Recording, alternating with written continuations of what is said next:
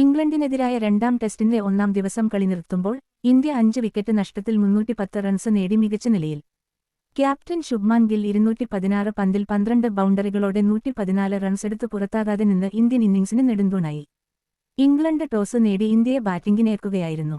നേരത്തെ 107 പന്തിൽ 13 ബൗണ്ടറികളടക്കം 87 റൺസ് നേടിയ യശസ്വി ജയ്സ്വാൾ മികച്ച തുടക്കം നൽകിയിരുന്നു. എന്നാൽ ബാൻ സ്റ്റോക്സിന് വിക്കറ്റ് സമ്മാനിച്ച് ജയ്സ്വാൾ മടങ്ങി.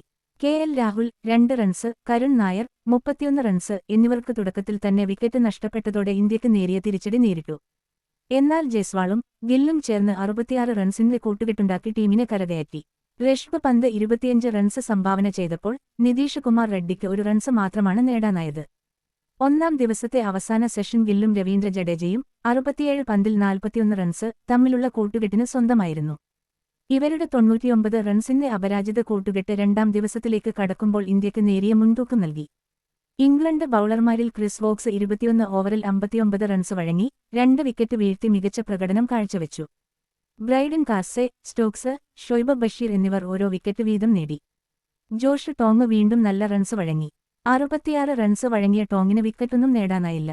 മികച്ച അടിത്തറയിട്ടതിനാൽ രണ്ടാം ദിവസം 400 റൺസിനപ്പുറം സ്കോർ ഉയർത്താനാകും ഇന്ത്യയുടെ ശ്രമം.